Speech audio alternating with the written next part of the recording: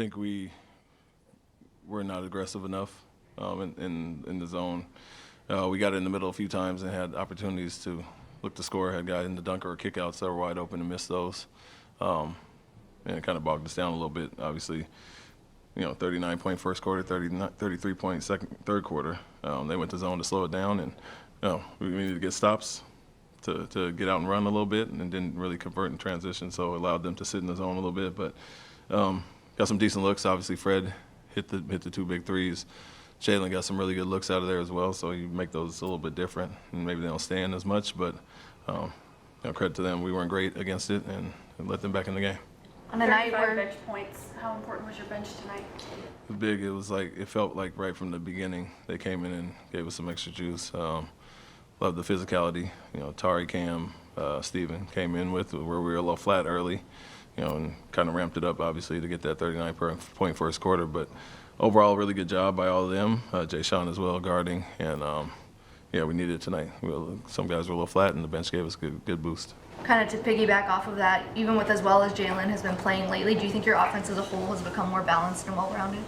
Yeah, it has. I think, we in the past we probably wouldn't survive a night of some guys being a little bit off, and so, I think Amen and Tari and guys being healthy, Steven and what he provides in his own way, obviously aids our offense, and so he gets us all the extra possessions. We had 20 offensive rebounds. They did as well. It's kept them in it, but just extra possessions and the juice and energy they gave us on both ends of the floor.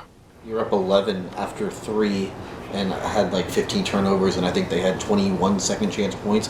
Like, are you sitting there thinking that this game should be over at this point?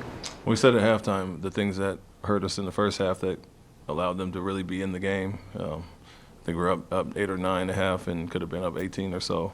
Second chance points, offensive rebounds, and our turnovers. And we talked about it at halftime, showed a good amount of clips of those things and didn't really help. The same thing hurt us in the second half. And so, obviously 33 points off of 22 turnovers is a huge number that we got to clean up. And then the offensive rebounds where they got kickouts or putbacks really kept them in it. So, yes, we thought that at halftime, and as the game went on, that's why they stuck around. How do you feel like go ahead. You shot it really well for those first 3 quarters.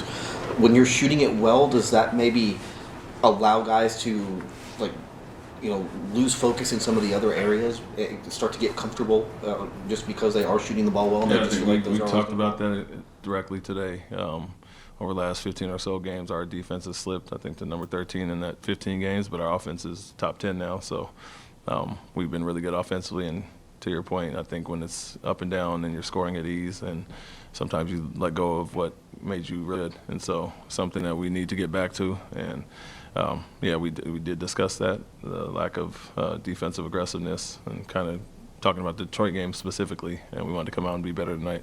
How do you feel like Alpern is handling the physicality? It seems like teams are trying to play him even more physical, trying to keep him out of the paint. Yeah, I mean, he's I think he's getting great looks that he's missing, and so he'll get to his spots. We like I said, we like to move around, but we want him to stay aggressive. That's the main thing. If Detroit game and some tonight with Jared Allen, they guard him a lot of one-on-one for sure. Missed some easy shots, but he's continuing to learn and play through it. And his mindset has to be go score or make the right play when the double team comes, instead of thinking about contact or looking for fouls, and those things kind of takes your concentration off of finishing those plays. Coach, your man had another double-digit night in rebounding. What have you seen from his ability to be able to track the ball, especially off of missed shots? Yeah, he's been great, especially guarding a lot of perimeter guys now. I think the first few games where he moved to more on-ball defense, and we put Dylan on the bigs. It has to be a conscious effort to go back and rebound. He's guarding all these guards on the perimeter. He has to use his athleticism to go back. So not only when he's guarding bigs or wings and he's already in the dunker in that area where he can use his athleticism, he has to, like I said, be conscious enough to go back and rebound. And I think some of the other guys struggled tonight in general, and he really made up for them.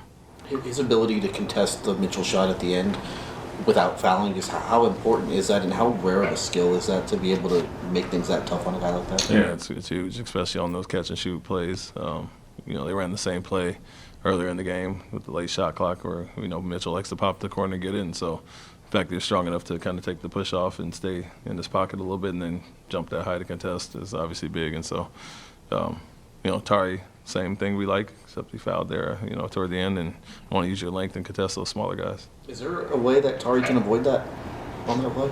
I mean, you got to jump to the side, not run up under. Basically, he didn't really leave the ground, and so the contest wasn't great because he didn't jump. And then if you're gonna, obviously, you got to pull off to the side. And, crucial play that, unfortunately for them, they missed some free throws. Fortunately for us. What was your message about a lot of the missed balls that loose balls, that the team missed tonight? Yeah, it was more of the same in the first half, and what we saw, it's not only you got to track the ball and find a man. We showed about 5 clips of halftime of us just turning and watching, and guys just going to get those loose rebounds. A team that shoots a lot of threes like they do, there's going to be a lot of long rebounds, so it's not good enough to just turn and look. You got to obviously track the ball, but get a hit on your man first, and so a little bit of both. It can become demoralizing a little bit when you're guarding the initial possession really good, and then giving up 2-3 opportunities. They're going to make one eventually. Coach, how important is Cam's ability to cause havoc, I guess, to force turnovers within the defensive scheme? Cam? Yeah. Yeah, it's good. It adds to the guys that we already have that do it.